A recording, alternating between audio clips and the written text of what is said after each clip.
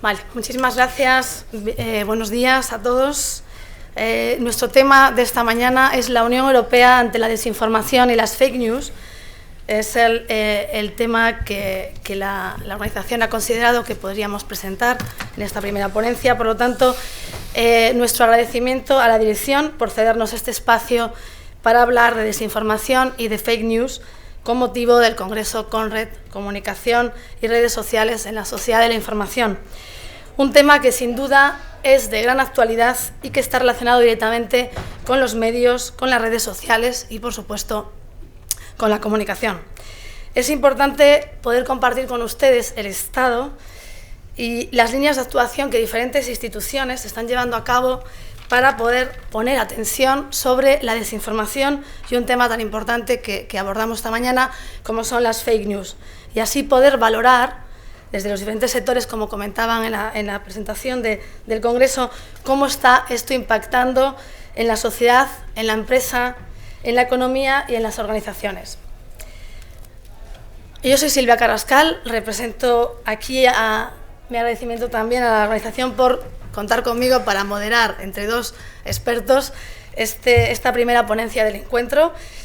Como responsable del área de educación de Teaching and Learning y presidenta del Observatorio Europeo de Atención y Prevención de la Desinformación, OBEDES, que está actuando desde del pasado año, y que también soy profesora de esta casa de la Universidad Complutense de Madrid.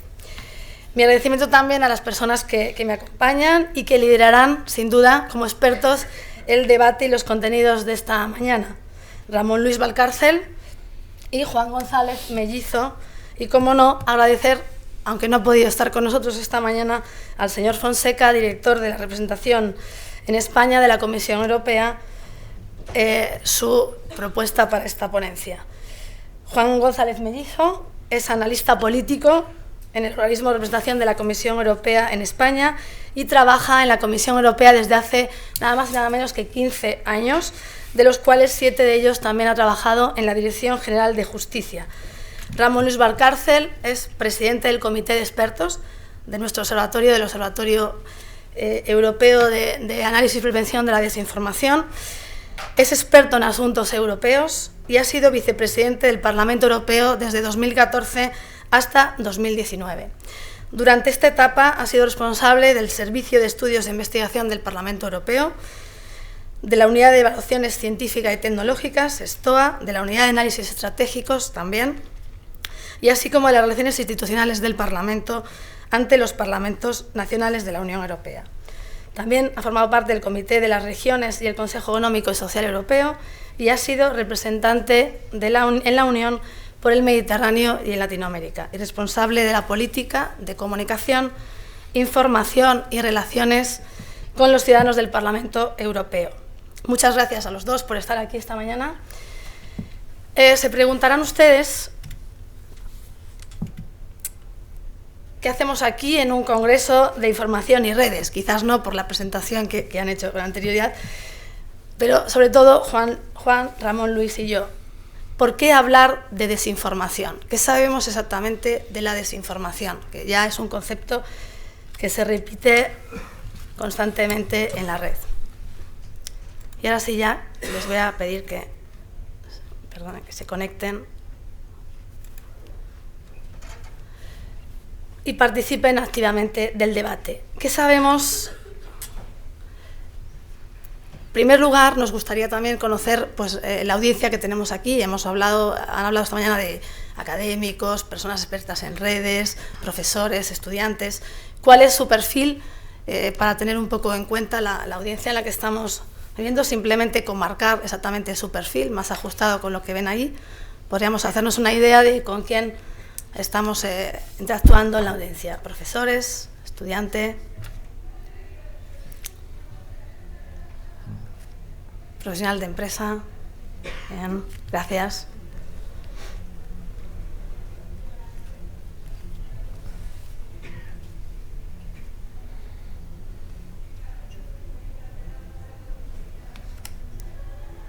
Muy bien. Bueno, al final, en contexto académico siempre triunfa el ámbito de profesorado y académico, pero sí es verdad que por lo que hemos visto en los temas que se debaten, hay también muchos profesionales y expertos de diferentes empresas de comunicación. Muy bien, ¿qué sabemos entonces? ¿Qué es la desinformación? ¿Qué es para ustedes en una palabra? Pongan la que les salga. El concepto de desinformación, ¿qué es? Pueden poner hasta 3, 4 palabras, 4 conceptos. ¿Qué es desinformación?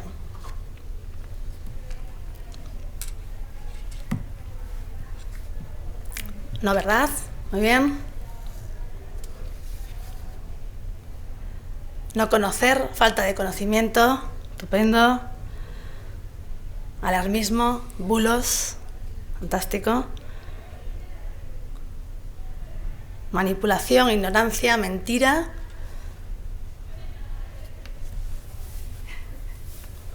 Las que ven ustedes que es más grandes en la nube de palabras, al final son, que todos los que estamos aquí, pues son las que más se repiten, ¿de acuerdo?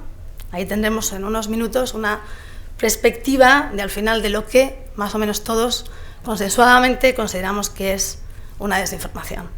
Perfecto, muchísimas gracias. Vemos que al final es una manipulación, es mentira, son las fake news, también las consideramos como desinformación, hablaremos sobre esto. Es ignorancia, importante, no estar informados, engaño, tergiversación, confusión.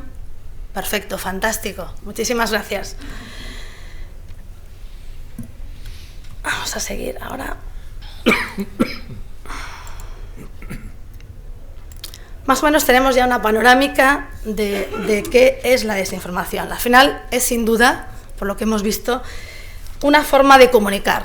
Y es la red, las redes sociales, Internet, el medium perfecto para hacer esa transmisión, ¿no?, de todos los conceptos que hemos ido viendo en la imagen anterior. Por lo tanto, dado que estamos en un encuentro de comunicación y redes, y para saber si todos estamos hablando de lo mismo, pues el debate empieza ahí, que es, para cada uno de nosotros, la desinformación.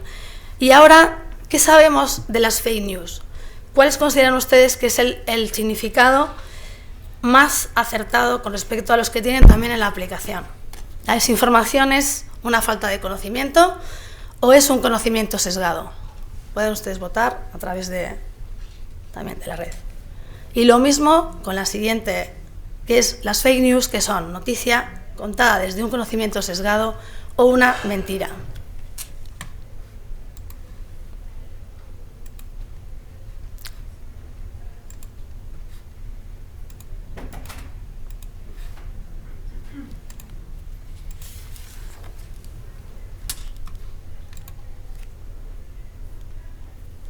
Ya pueden responder.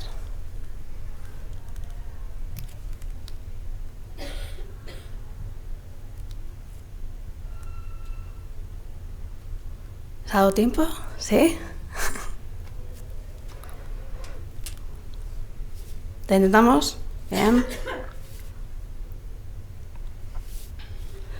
Muy bien, pues al final la idea más de desinformación es un conocimiento sesgado. Vamos al siguiente, con fake news.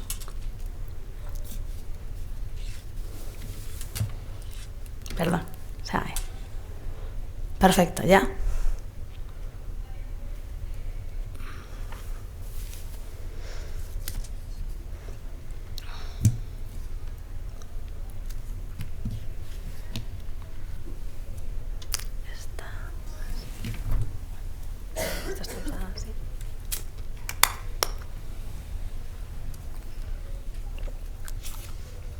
Perfecto. Noticia contada desde el conocimiento sesgado. Si se fijan, al final, la palabra sesgado, los dos confluyen. Desinformación sería mayoritariamente para ustedes conocimiento sesgado y la fake news sería mayoritariamente una noticia contada desde un conocimiento sesgado. Por lo tanto, ahí esos dos conceptos confluyen y ya tenemos un nexo para empezar a hablar esta mañana. La desinformación se entiende, por lo tanto, vemos que las respuestas al final es una información engañosa, una información falsa, que siempre tiene a lo mejor un sesgo determinado. En ocasiones es difundida con fines económicos, con fines políticos y con fines sociales.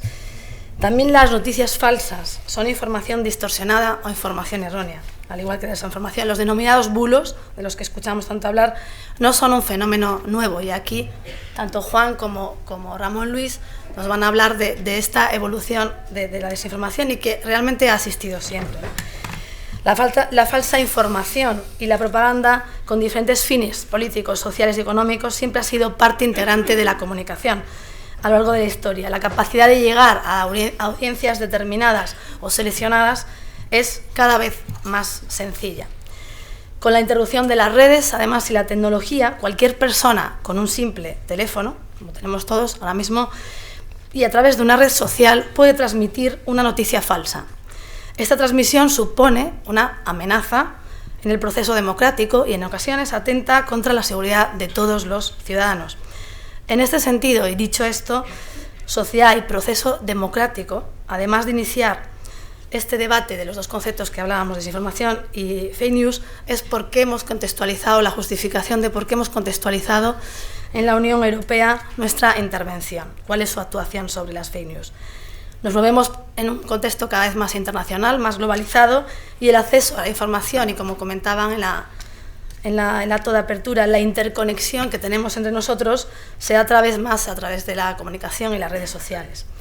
Hay también movimientos sociales, hay también movimientos económicos que hacen que la desinformación sea una importante arma o estrategia. Cualquier cosa, cualquier tema, cualquier comentario, incluso estos últimos días, cualquier virus, como hemos visto en estos días, independiente de la importancia que tenga para la salud, efectivamente, cualquier tema que ocurre en el planeta nos afecta a todos, y de ahí esa importancia que tiene este tema para nosotros.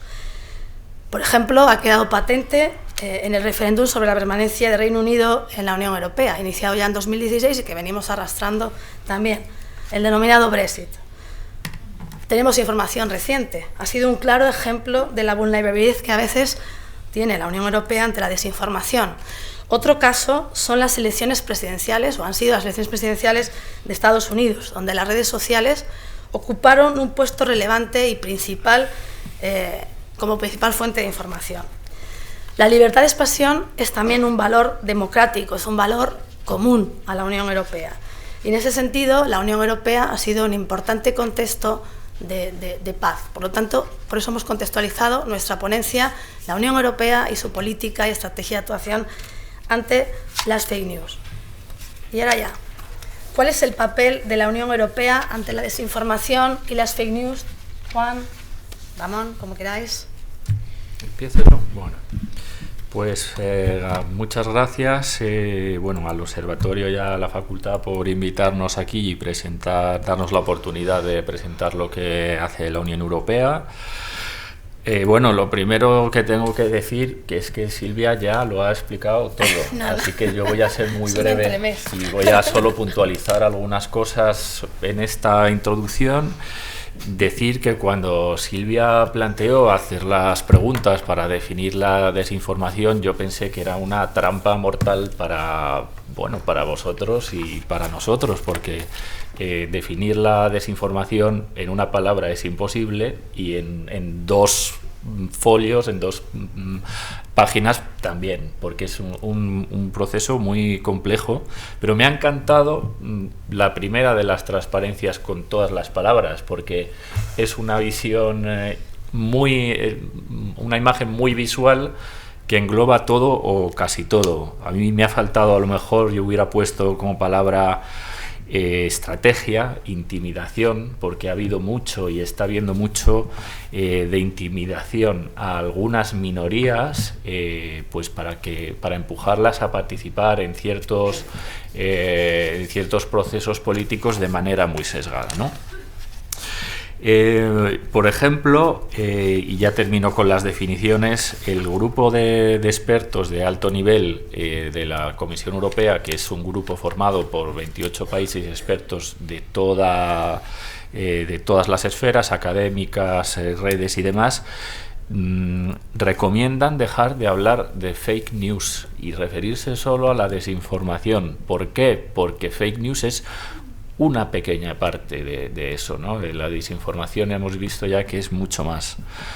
Por poneros un ejemplo que os suene a todos, pues cuando hubo el incendio de la Catedral de Notre Dame, empezó a circular, pues no era una fake news, era, no sé cómo llamarlo, una información, un bulo que culpaba a la Unión Europea o que vinculaba el incendio de la Catedral de Notre Dame con el declive de los valores que promociona la Unión Europea, etcétera, etcétera, ¿no? Siempre hay un elemento emocional, siempre se escoge para los temas de desinformación los temas que más llegan al corazón, ¿no?, de las personas. Pues esto no se puede decir que sea una fake news, ¿no? Pues es otra cosa a lo mejor. En la Unión Europea, bueno, aparte del caso del Brexit, yo creo que, bueno, desde el 2015 ya se empezó a trabajar con una célula de comunicación estratégica que monitoreaba todo lo que ocurre, especialmente todo lo que venía de Rusia, que es la mayor fuente de casos de desinformación en la Unión Europea.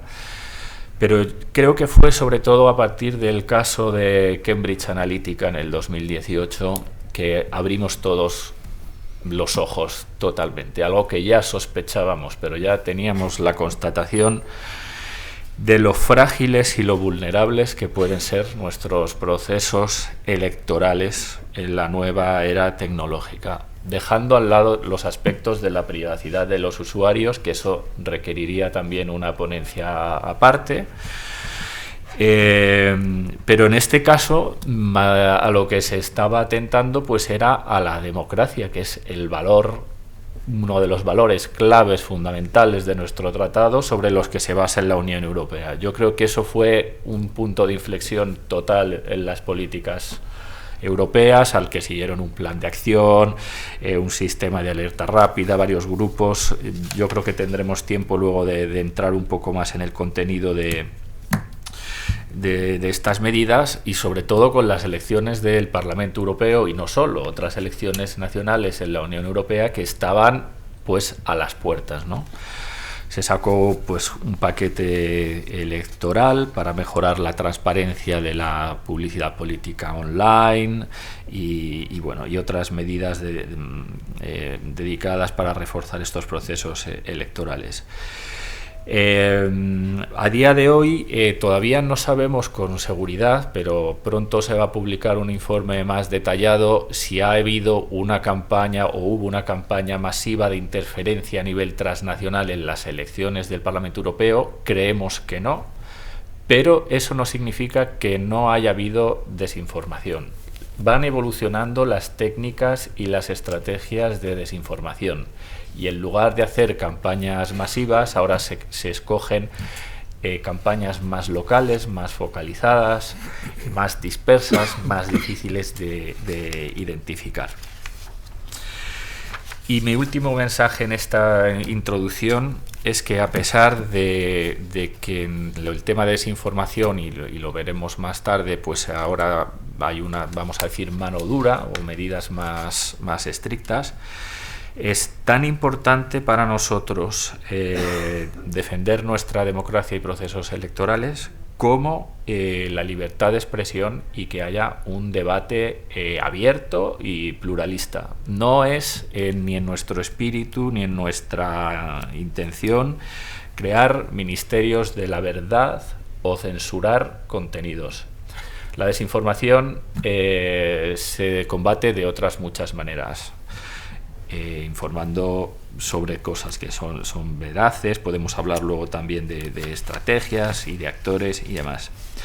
Ojo, no se censuran contenidos dentro de los límites de la ley, por supuesto. He visto que hay una ponencia hoy también de delitos de odio, en el que, bueno, cuando un contenido, una publicación de lo que sea incita al odio o entra dentro de todos los casos legales bueno, de prohibición de contenidos ilegales, por supuesto que se elimina. Y digo esto porque muchas veces en los casos de desinformación se entra en una área un poco gris, depende de la temática que se cubra. Lo dejo aquí entonces y luego seguimos con más cosas. Gracias, Juan. Luis, cuando quieras. Sí, muchísimas gracias. Buenos días. Me vas a permitir, Silvia, que haga digamos unas palabras dichas con brevedad. Sirvan, sin embargo, para, al margen del tema que nos ocupa, eso sí, pues agradecer a la Complutense el que nos permita esta mañana dirigirnos a todos ustedes, y por otra parte felicitarles también, porque este es un acierto sin lugar a dudas, el hecho de poder celebrar el primer Congreso Internacional sobre Comunicación y Redes Sociales. Es una muy buena manera de que la universitas pueda fusionarse con la sociedad, con las empresas y con la sociedad. En definitiva, se pierde ese carácter endógeno del que tanto se ha hablado, incluso desde aspectos muy negativos, para pasar a una situación exógena en donde ciertamente esa comunicación, esa comunión existe. Es un éxito, pues, y yo así quiero dejarlo constar. A ustedes muchísimas gracias también por su presencia. Y ahora ya sí vamos a entrar directamente a la cuestión que nos ocupa. Bueno, está claro, la desinformación es cualquier cosa menos ignorancia. Es más, yo creo que la ignorancia es todo lo contrario a la desinformación, y la desinformación es, pues, todo lo contrario a la ignorancia, dado que cuando se trata de desinformar se está haciendo desde un concepto clarísimo de qué se pretende hacer. Por tanto, no es ignorancia, es otra cosa. Si queremos, incluso maldad en determinados casos. Por otra parte, bueno, las fake news, sí, son mentiras, pero son mentiras que tienen un arraigo importante en los argumentos emocionales. Se utiliza, se manipula los sentimientos de las personas a las cuales se las puede llevar a uno o a otro terreno según convenga. Digo según convenga, ¿por qué?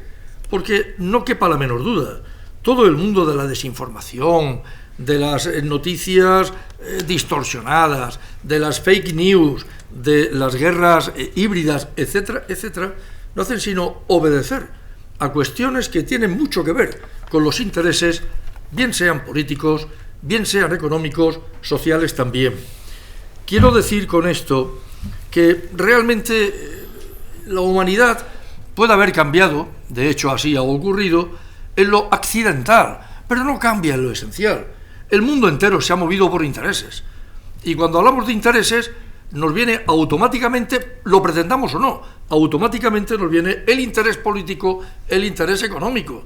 Esta es la realidad, y por lo tanto yo, que escuché a Silvia cuando hablaba de mi trayectoria europea, he de confesar que me he cansado solo de oír todas las cosas que dices que he hecho, y tengo que decir, no obstante, que realmente lo que soy, esencialmente lo que soy, es profesor. Yo soy profesor de historia.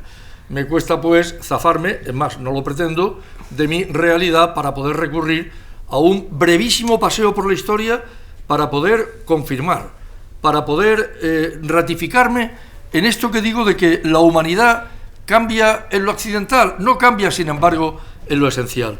Porque no podíamos considerar, acaso, quizá en un esfuerzo de imaginación, pero no podíamos considerar, acaso, una red social, algunas monedas que circulan de curso legal en la Cuarta República Romana, año 32 a.C., cuando Octavio decide fulminar a Marco Antonio, y en esas monedas se dice, con brevísimas frases, este señor, que es mi rival, Marco Antonio, es un borracho, y se decía así de claro, es un mujeriego, también se le acusaba de ello, y lo que es peor, además un traidor.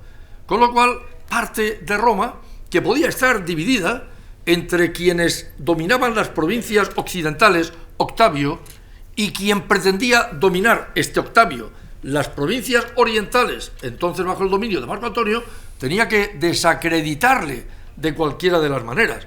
Bueno, era una fake news, claro que lo era. Era una red social también a través de una moneda, sin duda alguna, haciendo, repito, un esfuerzo de imaginación. A mí me gusta hacerlo. Pasa exactamente igual con la imprenta. La imprenta aparece en el año 1440 y yo creo que a partir de ese momento lo que está ocurriendo es que se populariza el conocimiento. Es una manera más fácil de llegar a la gente. Y el panfleto, que se distribuye de manera gratuita, que se reparte por las calles, hace también que haya conceptos que si hasta entonces no había claridad sobre ellos, ni tan siquiera conocimiento. A partir de ahí se empieza a generar un cierto criterio o masa crítica para poder dilucidar lo que conviene, lo que no conviene, o simplemente ser objeto de manipulación. Les voy a contar una anécdota por aquello de que a mí me resultó extraordinariamente divertido, pero que también obedece a una fake news. Es en el año 1835 cuando el diario de New York Sun decide contar algo así como que un astrónomo inglés ha descubierto vida en la Luna, y además lo ha hecho a través de un telescopio. Incluye esta historieta el que habían unicornios y hombres con forma de pájaro. El pájaro, desde luego, ese pájaro humano ya sabemos dónde estaba, en el New York Sun, no quepa la menor duda, en el momento en el que inventa tal historieta. Pero también era una fake news. También era una manera de poder, en ese caso, atender a un interés económico que fuera: voy a vender más periódicos a partir de determinados titulares. Lo que ya no es tan anecdótico, más bien triste, rechazable y repugnante, es lo que ocurre a partir del año 1933, el Tercer Reich y un personaje detestable absolutamente, para mí lo es, llamado Goebbels. Claro, es que a partir de ahí ya la propaganda política empieza a adquirir unos ciertos tintes de modernidad. Nos estamos aproximando a nuestros tiempos. Y esa propaganda dice que todo es maravilloso y lo que se hace es por el bien de cierta raza, y por supuesto porque hay que imperar desde ese nacionalismos y populismos tan dañinos ayer como hoy, pues había que imponer criterios sobre el resto de la población.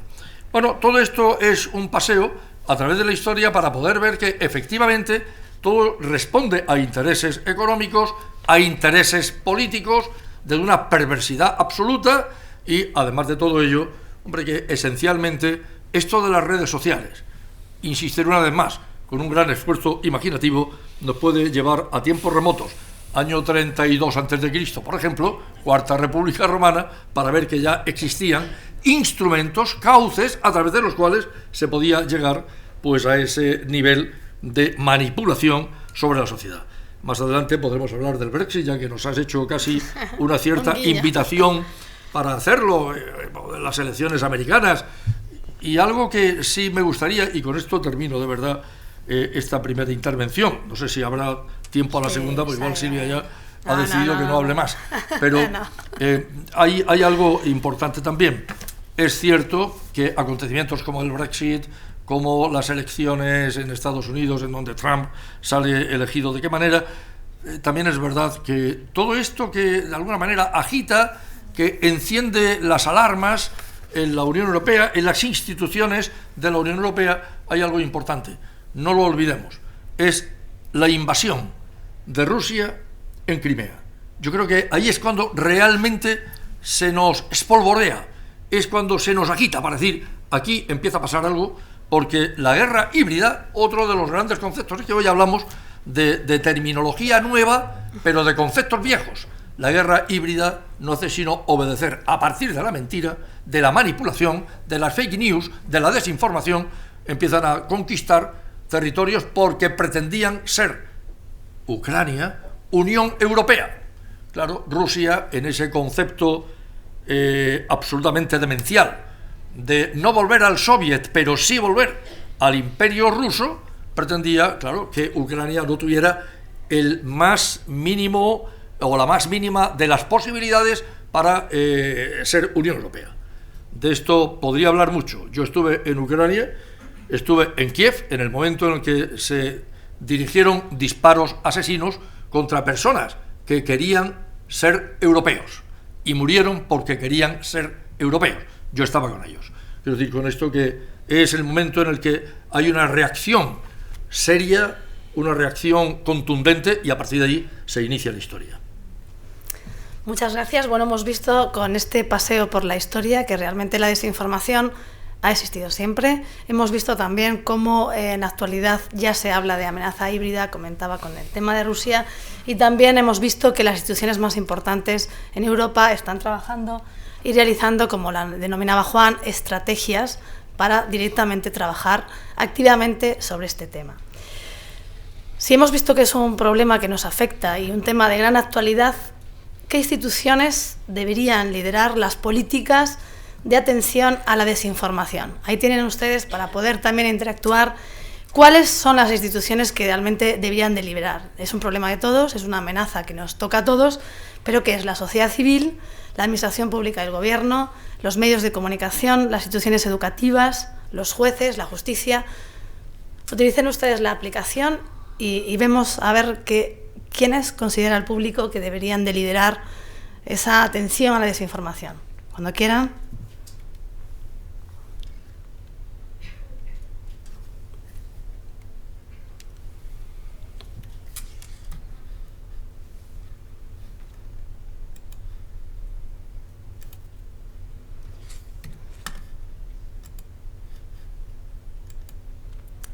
Aquí lo tenemos. Empezamos a tener los primeros datos.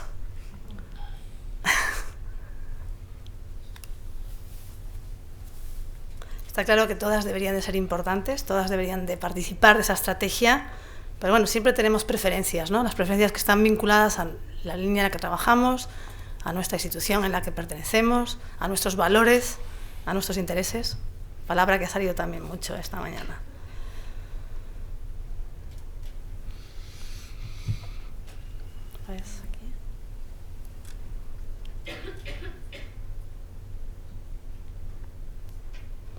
Bueno, por el momento hemos visto que los medios de comunicación tienen un papel importante en la atención y en las políticas de actuación sobre la desinformación.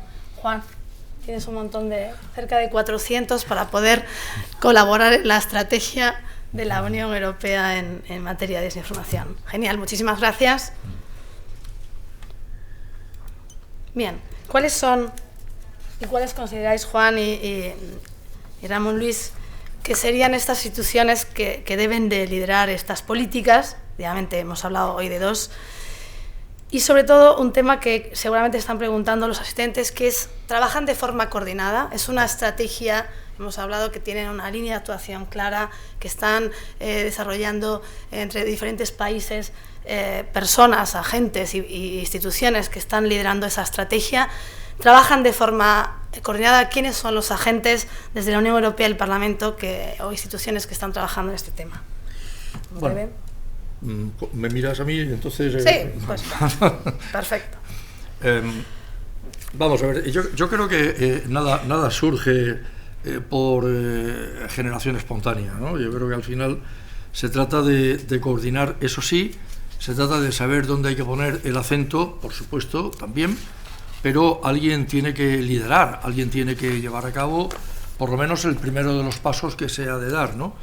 Antes decíamos que se han producido acontecimientos muy recientes, a partir del año 2014, cuando el Fondo Económico Mundial ya detecta que las redes sociales pueden convertirse en un cierto problema porque por ellas se canaliza desinformación.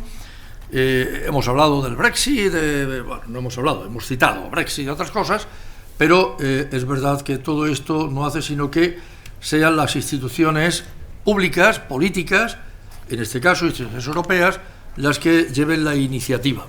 Llevar la iniciativa no significa ni mucho menos tener la exclusividad de nada, porque la iniciativa se puede tener contactando, confirmando, incluso, ¿por qué no?, absorbiendo, permítaseme la expresión, todo aquello que analistas desde el mundo académico, por ejemplo, desde los medios de comunicación, desde la sociedad civil organizada, estoy pensando en los fact-checkers, es decir, a partir de ese momento las instituciones no tienen que tutelar, tienen que liderar algo y absorber, hacer suyo lo que la sociedad, articulada en diversas instancias, pues tiene que facilitarle, ¿no? ¿Qué es lo que hace la Comisión Europea? Y no le voy ni mucho menos a pisar el terreno a nuestro experto de Comisión Europea, pero lo que hace es poner en marcha, lógicamente, determinados mecanismos para, en un primer impacto, tratar de frenar las consecuencias del mismo. Hablaba antes de Crimea, y es verdad que a partir de esa invasión de Rusia en Crimea, surge una pieza clave que se deriva de un plan de acción para la comunicación estratégica de la Unión Europea, que es la Oficina de Comunicación del Este, el East Statcom. A partir de ese momento, claro, ya empezamos a ver que hay una reacción por parte de estas instituciones. No seré yo quien tenga que hablar, cuando, repito, está Juan con nosotros, sobre este mecanismo que ha sido importante porque, eso sí, les daré solamente un dato. Desde que se pone en marcha hace escasamente 5 años, se han detectado más de 5.000 informaciones manipuladas. Esto es un total de 3 informaciones por día. Salen de la fábrica de Putin, de la fábrica del Kremlin, de la manipulación. Es el caso de Sputnik, es el caso de Russia Today, en donde todos los días nos invaden las cadenas del mundo de habla hispana para tratar de colocarnos, entre comillas, esas falsas noticias. Hay pilares diversos dentro de ese plan de acción que pone en marcha la Comisión Europea, como impulsar respuestas coordinadas, movilizar al sector privado, algo importante para poder detectar esas noticias falsas y poder reaccionar con carácter inmediato. Pero bueno, en ello juegan un papel o desempeñan un papel importantísimo todas las acciones que también emanan del Parlamento Europeo.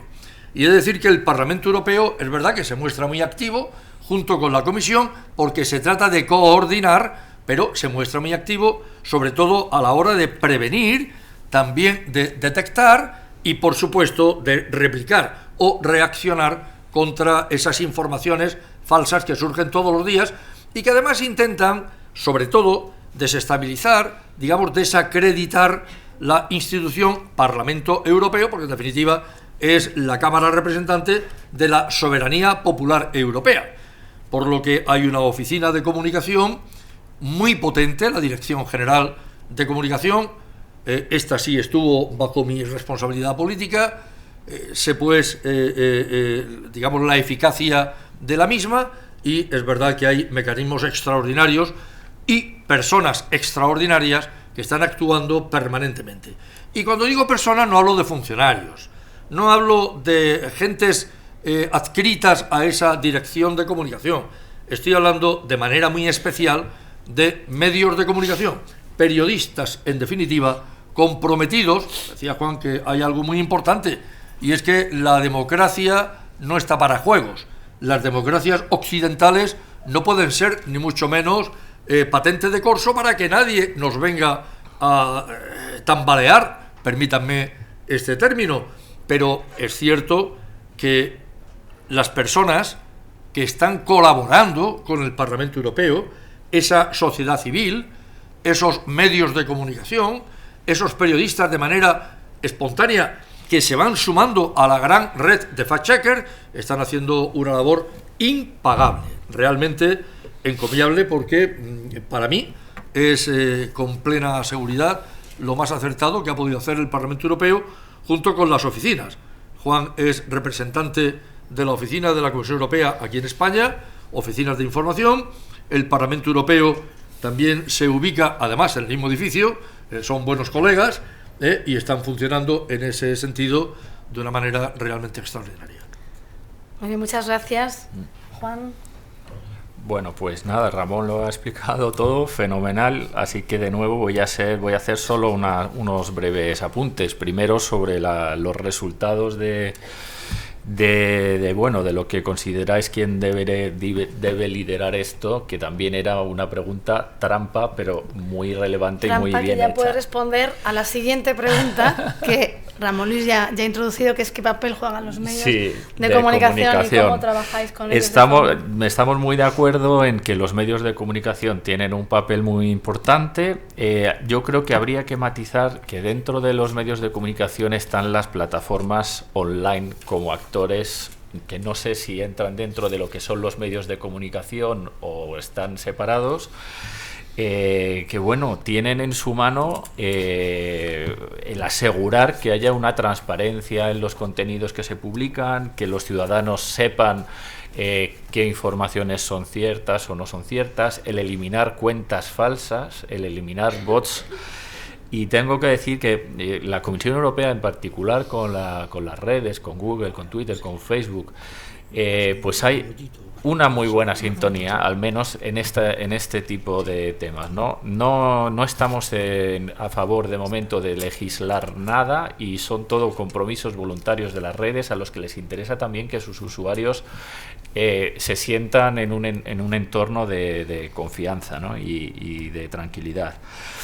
Nada que decir sobre los grupos de la comisión que no haya dicho ya Ramón, solo a lo mejor dar algún ejemplo muy práctico y muy concreto de para qué sirve, por ejemplo, el Stratcom o el grupo de comunicación estática, que también tienen un conocimiento para qué hacer, cómo actuar cuando suceden estos casos, ¿no? Por ejemplo, cuando se publicó el Reglamento General de Protección de Datos de la Unión Europea, empezó a circular una noticia que decía, que puede sonar grotesca al que conoce un poco el mundo de la protección de datos, y es que los niños en Alemania no podían enviar sus cartas a Santa Claus porque estaba prohibido por la Unión Europea. Bueno, pues esta cosa que a nosotros nos suena de risa, a un ciudadano que no conoce las leyes europeas, y sobre todo si estás en Alemania, donde es una tradición, entramos de nuevo en lo emocional, pues te crea un sentimiento de duda, ¿no? Como mínimo. Pues hay muchas estrategias para vencer esto. Por ejemplo, hay ciertos bulos en los que es mejor no reaccionar, porque es dar más viralidad a cosas que no tienen importancia. Hay otros, por ejemplo, en este caso sí que hubo una reacción inmediata usando el humor. Un vídeo, un meme, algo que también nos llegue pues a las emociones, no una respuesta o un comunicado oficial explicando en qué consiste el Reglamento General de Protección de Datos, que no le interesa a nadie, pero a lo mejor un vídeo, un chiste que neutralice un poco Esto lo cuento como ejemplo práctico sobre el tema de cómo combatir las fake news, ¿no? Y lo que hace el grupo Stratcom. Sobre los medios de comunicación, y termino porque sé que andamos muy mal de tiempo. Bueno, lo primero que tienen que hacer es no desinformar, aunque suene muy, muy obvio. O sea, digo esto porque la situación de los medios de comunicación es muy distinta en los distintos países de la Unión Europea. No estoy hablando de España en particular, pero hay países como en Hungría, donde los medios de comunicación, bueno, tienen una influencia muy directa en el gobierno, ¿no? Una de las recomendaciones de los grupos de expertos de la Comisión es justamente financiar medios de comunicación independientes en la medida de lo posible. Los medios de comunicación tienen que convertirse en referentes para la ciudadanía. Hablo de la televisión, de la radio y demás, de lo que es información veraz, al margen de que haya siempre opiniones de todo tipo, que son muy válidas, pero tienen que estar basadas en hechos reales. Y por eso tiene que haber una verificación, un proceso de verificación seria entre periodistas, ¿no? Volviendo al concepto de periodismo clásico. Alertar, los periodistas tienen en su poder el poder identificar más fácilmente fake news, rectificar. Y sobre todo yo creo que también tienen o debería haber un compromiso con la ciudadanía para alfabetizar mediáticamente. Que haya programas educativos, contenidos que nos ayuden, que ayuden a los ciudadanos a crear criterios y prudencia, a desconfiar de lo que se lea, a saber cómo identificar cuáles son las herramientas que hay a nuestra disposición en las redes sociales para identificar fake news, para no inmediatamente propagar noticias que no sabemos de dónde proceden, ¿no? Y entonces ahí yo creo que los medios de comunicación tienen también un papel que jugar. Muchísimas gracias, Juan. Hemos hablado y nos ha introducido además de los medios de comunicación a las plataformas. Hablabas de cómo los periodistas se pueden convertir en fact-checkers, en personas que, como expertos en transmisión de conocimiento y por supuesto de información, utilizan su conocimiento para construir esa veracidad de la que hablaba. Y ahí nos lleva también, que Ramón Luis quería aportar algo también a la parte de los medios, a unirlo con si es el fact-checking, esta no profesión, pero sí una línea de actuación, los fact-checkers, que se está hablando y hemos ya denominado hace unos momentos una herramienta clave para la desinformación, para el análisis de la desinformación, junto con la educación, la formación, desarrollo del pensamiento crítico y demás. ¿Cómo ayudan los medios y cómo puede ser una línea de trabajo, Ramón Luis? Sí, no, yo lo decía anteriormente, yo creo que es fundamental. O sea, las instituciones públicas son servidores públicos, como tales instituciones públicas. Lo que no tienen que hacer es tutelar, eso jamás. Y por tanto yo creo que tienen que poner todos los medios al servicio de quienes pretenden, desde un nivel de conocimiento, generar esa masa crítica y, sobre todo, repito, denunciar dónde está la falsedad, la desinformación, la manipulación.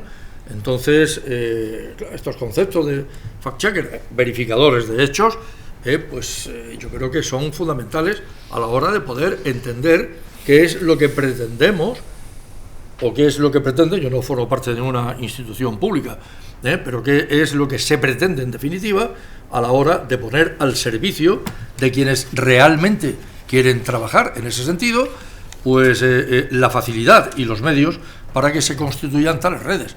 Mire, yo sé que en el Parlamento Europeo, pues yo creo que era el mes de septiembre del año 2018, hace un año y medio prácticamente, tuvimos una reunión muy importante de verificadores que vinieron de todos los países de la Unión Europea. Entonces había también británicos. Y la verdad es que fue algo realmente interesante, porque vimos cómo nos estaban dando ideas a nosotros. Claro, la institución es que tiene que aprender de los demás, tiene que aprender de quienes saben, son profesionales, son periodistas, son personas, por lo tanto, comprometidas con la verdad. Y a partir de ese momento lo que piden es, oiga, déjeme organizarme, pero denme también los medios adecuados para poderme organizar.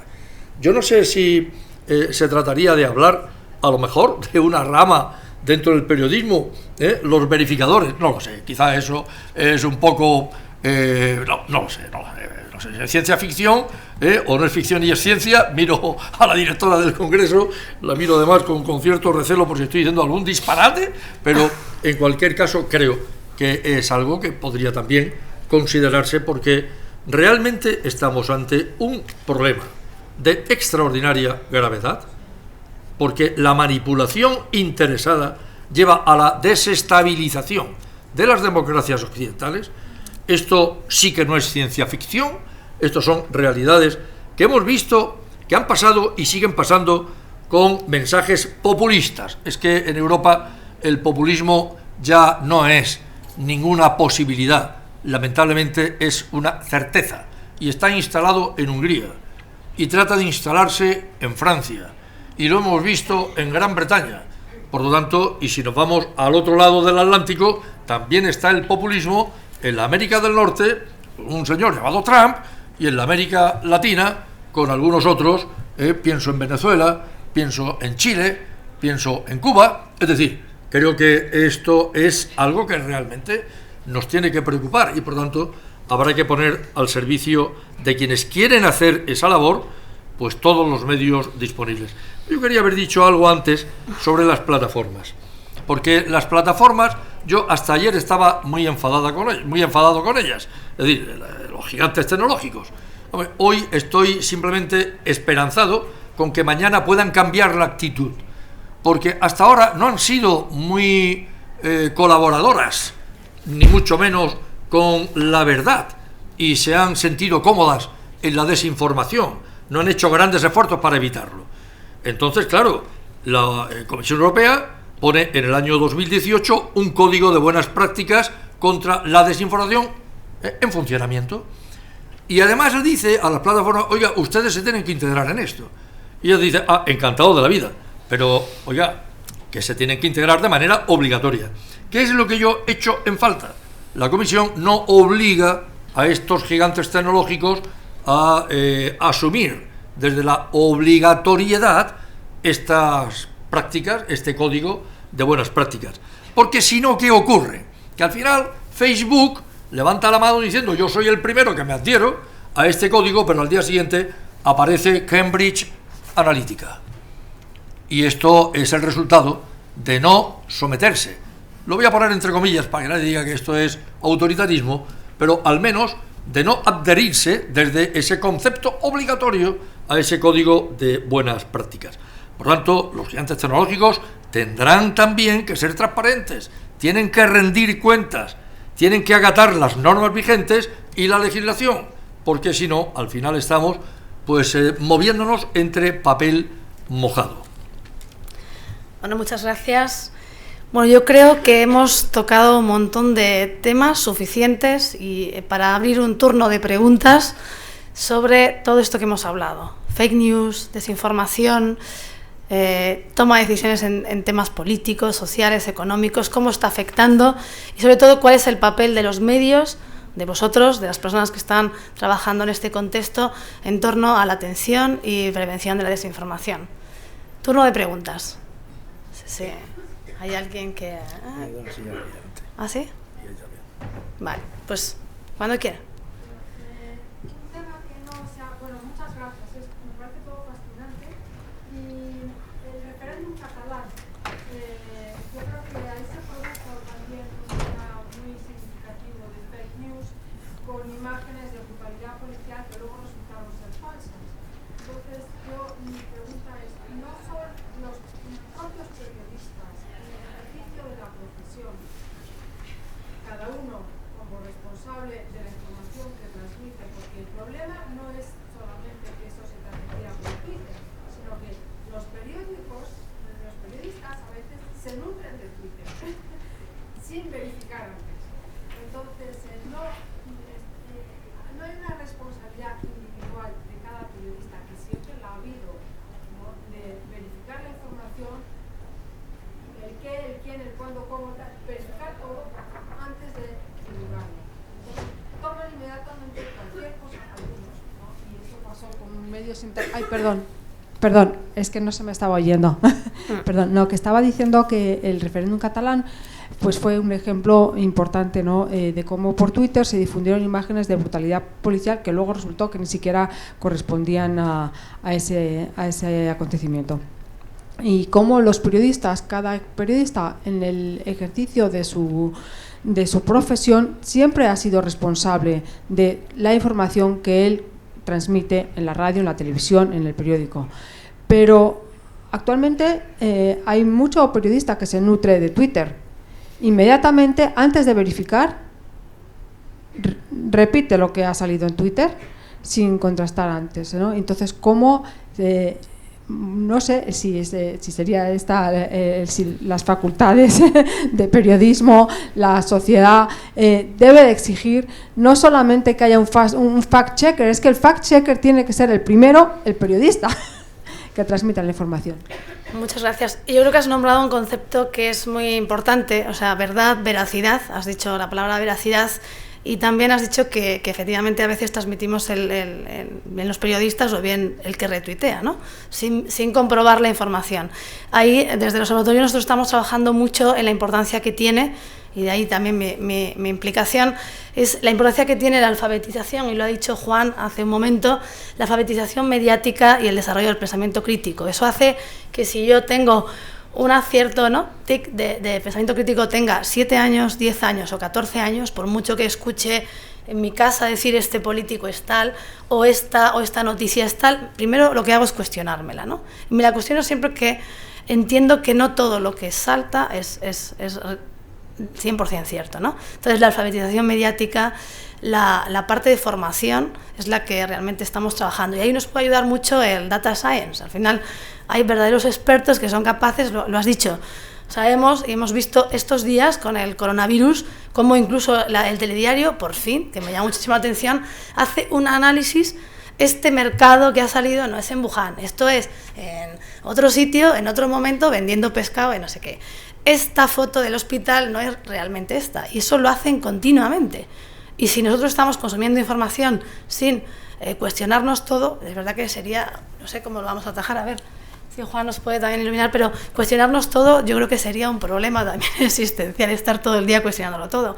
Pero es verdad que ahí, entre la responsabilidad que tienen los medios y nosotros como personas en entender que la verdad, acompañada de la veracidad y la verificación, que también lo has denominado, se han denominado aquí, es 3 palabras, 3 formas de actuar que tienen que ir unidas. No sé si Juan, que has nombrado alfabetización, nos puedes comentar algo al respecto. Sí, y más que alfabetización, más porque lo que has hecho no era una pregunta, era una constatación y una reflexión muy bien elaborada de un problema y dando tú misma la solución, por decirlo de alguna manera. Yo os recomendaría que os leyerais el blog de Clara Jiménez Cruz, que es la experta española en el grupo de alto nivel de desinformación de la Comisión Europea, porque aborda todos estos temas en profundidad. Se refiere a los informes de la Comisión Europea, pero va mucho más allá y mete el dedo en la llaga justo en el papel de los medios de comunicación y de los periodistas en verificar todo lo que publican, pero además de apoyarse entre ellos, sobre todo en situaciones. Esto ha ocurrido, por ejemplo, en las elecciones del Parlamento Europeo. No sé hasta qué punto se produjo con el conflicto catalán, pero tiene que haber una colaboración entre distintos periodistas de distintos medios, da igual de dónde sean, para ayudarse entre ellos también a verificar la información que se publica, ¿no? Y para que estén todos en la misma línea y que no se produzca una reacción en caliente, como dices tú, del periodista que llega, mira Twitter y difusiona antes de saber si hay un 100% de veracidad en esto, ¿no? Y Clara Jiménez Cruz aconseja o presenta como una buena práctica justo que haya más colaboración entre periodistas de distintos medios antes de difundir informaciones. Claro, Clara Jiménez de maldita.es, que la habéis escuchado un montón de plataformas, Maldito Bull o maldita.es, algunos medios también como Neutral que van ejerciendo una labor, ¿no? Y trabajar de forma consensuada entre ellos sería pues la herramienta para verificar esos datos. Ramón Luis, ¿algo que...? No, me ha parecido totalmente acertada tanto la no pregunta, sino una reflexión sobre lo que realmente ocurrió, como la sí respuesta por parte de Juan, que ha sido impecable y nos ha remitido a fuentes que nos pueden aclarar perfectamente el por qué estas situaciones, no digo esa concretamente, sino estas situaciones se pueden producir. Lo cierto es que todo cuanto se derivó de aquel día del referéndum en Cataluña, yo creo que fueron las redes sociales las que arrastraron a determinados medios de comunicación a convertirse en multiplicadores de mentiras, cuando parece que el papel de los medios parece, y lo mantengo, tengo que decir, abro paréntesis, mi padre era periodista, mi abuelo era periodista, yo hubiera querido ser periodista, pero no sé por qué no lo fui. Sé que hoy se puede ser, y quiero decirlo muy a conciencia de lo que digo. Hoy cualquier persona con un teléfono se convierte en periodista. Ese es el problema. Transmisión se convierte de información. En periodista porque está transmitiendo. Ahora bien, ¿es periodista de la verdad o es periodista de la manipulación? Ya se sabe que no tiene un título ni ha pasado por una facultad. Pero entendemos que ese es el riesgo a veces de que algún medio de comunicación pueda verse arrastrado, en este caso concreto de aquel día y en ese acontecimiento, más por la mentira que por la verdad. He visto fotografías de seguidores del Cádiz, un equipo de fútbol, que celebraban el haber ascendido, no sé si a segunda o a primera, imagino que yo soy poco futbolero, supongo que a primera división, y aquello se interpretó como una gran manifestación, una agitación social contra las cargas policiales, oiga. Y hemos visto fotografías de unos policías que no visten ni mucho menos como los nuestros ni como los mozos de escuadra, en donde también cargaban, y resulta que era policía chilena, pues en alguna carga de las que por ahí al parecer están a la orden del día. Es decir, esto no parecía serio, ¿no? Y lo peor es que no solo son periodistas, es que determinados políticos, yo no lo soy y no me meteré mucho en esos charcos, pero determinados políticos, bien que exhibían en el Parlamento Europeo, a base de denuncias, todos los días, esas cargas policiales. Los europeos tienen un amor a la libertad, tenemos un amor a la libertad inmenso, y claro, algunos en su candidez, en su ingenuidad, terminaron creyendo aquello.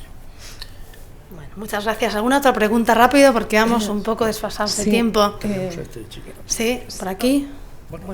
Vale, me han dado el micrófono, lo siento. Cogemos las 3 preguntas, si queréis, rápido, brevemente, y respondemos consensuada con las conclusiones. Sí. ¿Les parece? Gracias. Bueno, buenos días. Ha sido un placer escucharles. Muchísimas gracias por esta ponencia y enhorabuena. Yo quería preguntarles por la ciencia de datos, porque estamos centrándonos mucho en la veracidad de la noticia. Cambridge Analytica es uno de los casos en los que los clústeres de usuarios segmentados pues son la base del problema, ¿no? El hecho de poder mostrar la información que quieren oír, que quieren ver, ocultar parte de la información también es desinformación. Entonces, en ese sentido, yo no sé si se está trabajando desde la Unión Europea en algo relacionado con la responsabilidad de las empresas a la hora de utilizar nuestro rastro, nuestros datos, y me preocupa especialmente en el caso de menores, que dejan una huella digital sin ser conscientes de lo que están haciendo, y bueno, pues el uso de esos datos, de esa información, de esa navegación, ¿qué va a pasar con ello, ¿no? En el futuro, y si los medios y los gobiernos, bueno, pues pueden hacer algo para protegernos de esa manipulación. Gracias. Muchísimas gracias. Pasamos a otra pregunta y respondemos consensuadamente a todas, o coordinadamente. Muchísimas gracias. Mi pregunta iba para el representante de la Comisión. ¿Qué acciones concretas están tomando contra Rusia por su habitual difusión de fake news a través de medios como los que ha mencionado Russia Today, entre otros? Y lo segundo, una reflexión muy rápida. Tengo la sensación de que en el tiempo en el que vivimos, en el que hay más acceso a la información, es más necesario que nunca eso que decían de la alfabetización mediática de la gente, porque tengo la sensación de que el problema de las fake news ocurre porque la gente no va a buscar buena información a medios de calidad, ¿no? Esa capacidad para informarse a través de las redes es lo que está permitiendo que la gente se intoxique. Habría que enseñar a la gente a consumir prensa de calidad, información de calidad. Simplemente esa reflexión. Gracias. Muchas gracias. ¿Otra pregunta? ¿Responder y concluyes? Sí. Bueno.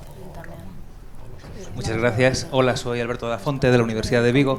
Quería plantearles, dado el peso que le han dado al papel de los fact-checkers dentro de la estrategia contra la desinformación, simplemente una idea de la que ustedes también son conscientes, pero que me gustaría poner encima de la mesa, que es la de que siempre salen al partido con un 2-0 en contra. Quiero decir, los medios que se dedican netamente a la verificación de datos, que son, pues diría, la mayoría de los de IFCN, lo que hacen es desmentir, reaccionar a cosas que ya han circulado previamente y que han tenido un alcance, en ocasiones muy grande, y en ocasiones, como ya han dicho en la mesa, quizás el propio desmentido quizás incremente su alcance.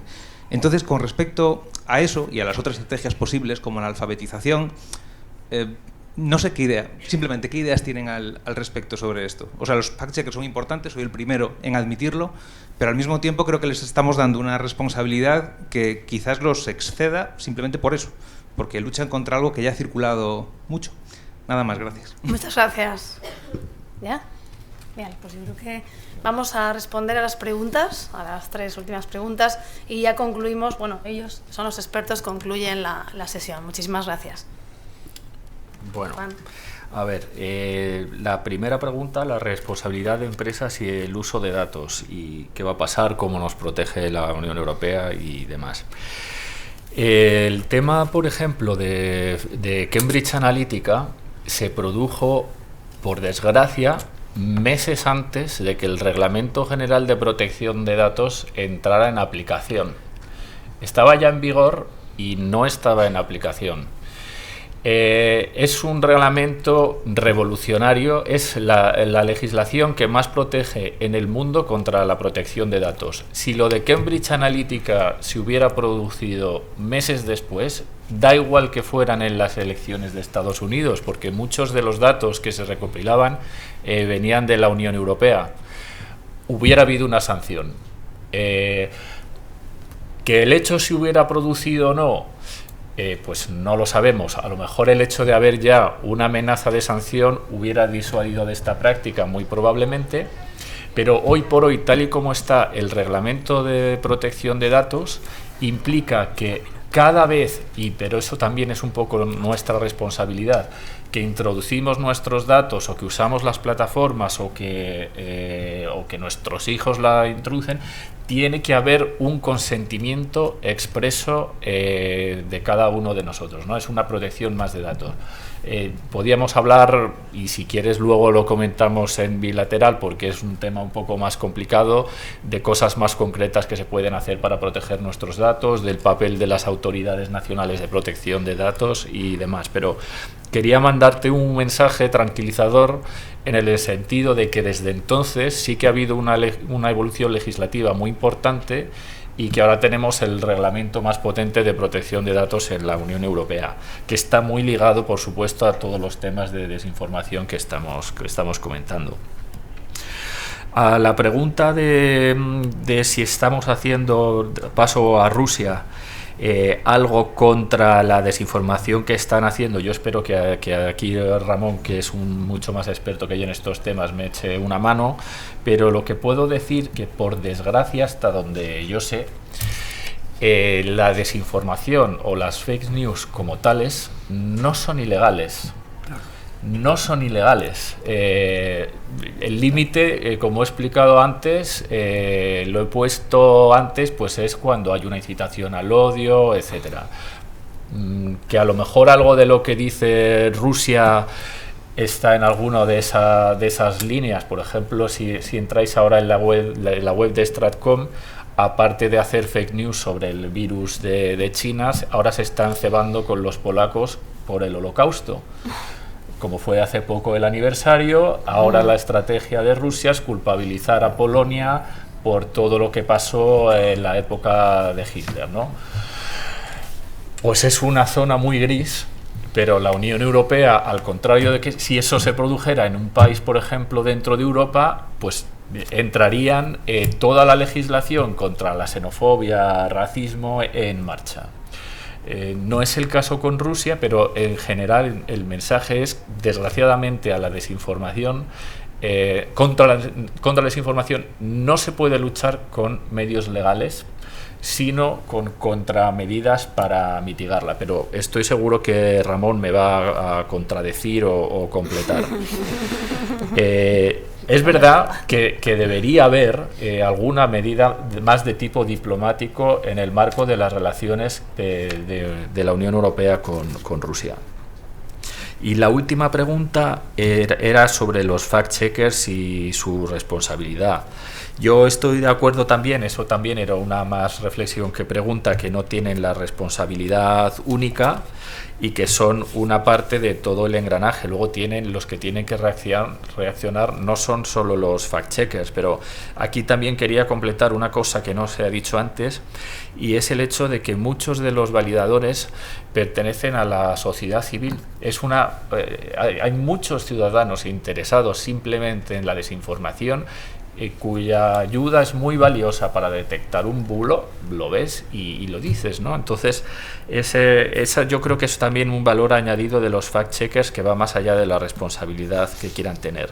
Y la última cosa que voy a decir, y esto ya es una conclusión general y con eso ya no hablo más, es sobre la recopilación de datos sobre desinformación en general. Hemos hablado del rol de las plataformas, de las grandes plataformas, y lo cierto es que a día de hoy, a pesar de todos los esfuerzos, nos falta muchísimo en materia de investigación para comprender exactamente cuál es el proceso, cómo funciona la desinformación, qué impacto real tiene en las decisiones que toman los votantes. Hay un gap tremendo en ese sentido. Eso también es una de las razones por las que la Comisión no puede hacer legislación en caliente o obligar a las grandes plataformas a actuar o a meterse de lleno, porque no tenemos una evidencia empírica suficiente, que es una de las condiciones que tenemos, por ejemplo, en la Comisión para poner legislación en marcha sobre el desarrollo y el impacto de la desinformación. Y no estoy diciendo que no tengas razón, por supuesto, y tomo muy buena nota del papel que tiene que tener la Comisión Europea. Pero también digo y esto es un llamamiento que se ha hecho tanto a las grandes plataformas como a autoridades nacionales, que necesitamos datos. Ellos, como Google, Facebook, tienen muchísima información que deberían poner a disposición del mundo académico, siempre respetando la privacidad de los datos, para comprender mejor este fenómeno. Y por eso quería decir que el Observatorio Europeo de Desinformación, en el que tanto Silvia como Ramón están detrás, pues juegan un papel importantísimo y van a jugar un papel importantísimo en los próximos meses para entender mejor el fenómeno con sus labores, tanto de análisis y sus proyectos, tanto en España como en Europa. Y con esto... Muchas gracias. Termino mi intervención. 2 minutos, porque creo que no nos van a volver a invitar más. Brevísimamente, en tal caso, brevísimamente, para decir lo más importante, pues, en este momento no hay discrepancias en absoluto, totalmente de acuerdo. Yo ya digo, ayer decepción con los gigantes tecnológicos, hoy esperanza para que mañana las cosas vayan mejor de lo que fueron hasta ahora. Plenamente convencido de que sí. Sobre protección de datos, hombre, el Código de Buenas Prácticas al que hicimos referencia anteriormente pone especial acento en las sanciones por el uso de carácter ilegal con respecto de datos personales. En cuanto a prensa de calidad, yo siempre hemos mantenido que este observatorio europeo tiene como una de sus misiones, aparte de la investigación, publicación, etcétera, hay un papel importantísimo que es el pilar que sustenta la educación. Y además educación a los más pequeñitos, hay que empezar por ahí, por las escuelas, para ir creciendo y de esa manera, pues hombre, generar, desde luego, primero el pensamiento crítico y por otra parte, aquellos que hoy son pequeños y mañana quieren ser periodistas, que tengan claro, por supuesto, pues esa idea de la prensa de calidad. Sobre fact-checker y su papel, bueno, yo creo que es muy importante el hecho de que existe una alerta rápida, un sistema de alerta rápida en donde los verificadores tienen un campo inmenso por trabajar. Hay que empezar por facilitar la trazabilidad de los hechos y de la información pertinentes, hay que continuar con la utilización de robots de mensajería inteligente, lo que permite responder incluso con mensajes estructurados. Yo creo que ese sería un camino, el de la alerta rápida, que ya existe el sistema en el Parlamento Europeo, para que también los fact-checkers tengan, digamos, una mayor disponibilidad de actuación a partir de esos instrumentos. Me intento ajustar los 2 minutos. Muchas gracias. Bueno, pues ya para terminar y respondiéndote también a esa parte que también ha salido, que es la parte personal de cada uno, que debe de formarse, desarrollar su pensamiento crítico y entonces poder valorar y juzgar por él mismo su propia información. El observatorio está trabajando precisamente en eso, ¿no? En eso, en vincular la parte de comunicación, los medios, el periodismo, con la relevancia que tiene y la importancia que tiene la educación como herramienta clave de atención a la desinformación. Y aquí les dejo y les invitamos a esta Call for Papers, que es el entorno adecuado en el que hay profesores e investigadores para precisamente volcar aquí sus investigaciones sobre este tema, sus intereses, sobre cómo medios de comunicación y educación pueden ser estructuras clave y la relación consensuada entre ellos, junto con el apoyo de instituciones, como hemos visto, administración pública y gobiernos y estados, en la atención y de la desinformación. Muchísimas gracias y sentimos el retraso. Vamos. Muy bien. Sí, sí. Magnífica. Bueno, con distintos formatos. Me gustan los